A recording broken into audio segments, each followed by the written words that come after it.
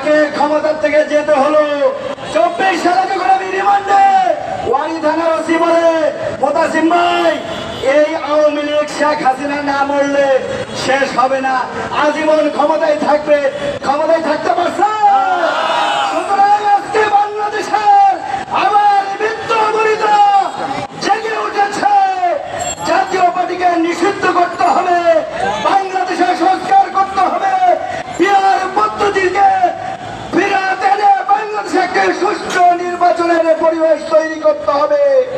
যদি তা না করেন জামাত ইসলামী বাংলাদেশ এবং ইসলামী আন্দোলন তরুণের বেল এনসিপি সহ বিএনপি ছাড়া সমস্ত রাজনৈতিক দল ঐক্যবদ্ধ হচ্ছে বাংলাদেশে বিহার পদ্ধতি ছাড়া কোন নির্বাচন আমরা যাব না।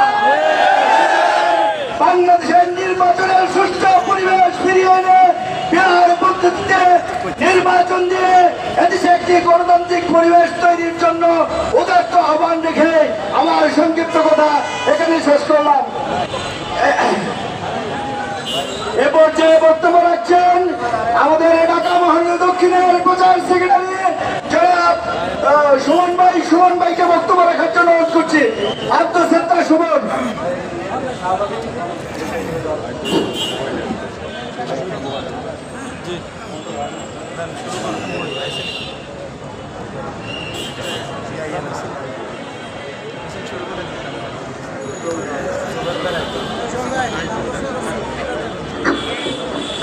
أعوذ بالله من الشيطان الرجيم بسم الله الرحمن الرحيم।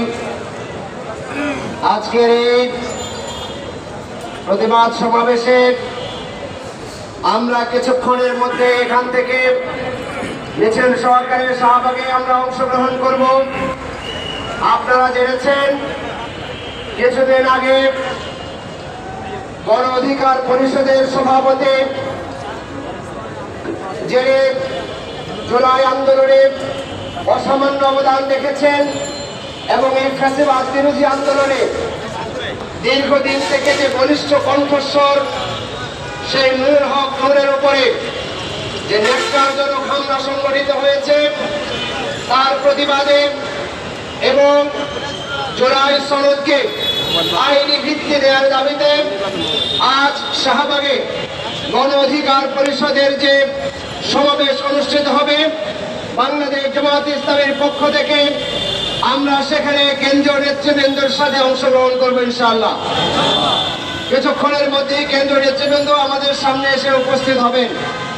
সম্মানিত উপস্থিতি, আমরা যে স্বপ্ন নিয়ে জুলাই আগস্ট গণ অভ্যুত্থানে সারা বাংলাদেশের মানুষ অংশগ্রহণ করেছিল, প্রায় 2 সহস্রাধিক মানুষের জীবন যে আন্দোলনে বিপন্ন হয়েছিল, যে আন্দোলনে হাজার হাজার মানুষ পঙ্গুত্ব বরণ করেছে, আহত হয়েছে, সেই আন্দোলনের যে স্বপ্ন একটি নতুন বাংলাদেশ প্রতিষ্ঠা, সেই নতুন বাংলাদেশ প্রতিষ্ঠার স্বপ্ন আমরা ধীরে ধীরে যেন হারাতে বসেছি।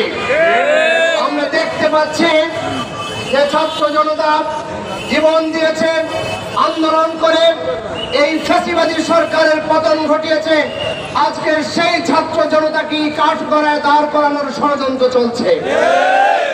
যারা দীর্ঘদিন রাজপথে অনুপস্থিত ছিল, যারা ফ্যাসিবাদ বিরোধী আন্দোলনে রাজপথে না থেকে ঈদের পরের আন্দোলন ঘোষণা দিয়েছিল, আজ তারা বাংলাদেশের সবচাইতে বড় সুবিধাভোগী রাজনৈতিক দলে পরিণত হয়েছে। আমরা দেখতে পাচ্ছি এই ফ্যাসিবাদী সরকার প্রথমে এসে বাংলাদেশের সবচাইতে জনপ্রিয় ইসলামপ্রিয় নেতৃবৃন্দকে মিথ্যা এবং ষড়যন্ত্রমূলক মামলা দিয়ে ফাঁসির কাস্টে ঝুলিয়েছে। আমরা দেখেছি সেই মিথ্যা এবং ষড়যন্ত্রমূলক মামলার যারা বাদী ছিলেন, যারা সাক্ষী ছিলেন, আজ পরিবেশ পেয়ে তারা তাদের মুখোশ উন্মোচন করে বলেছেন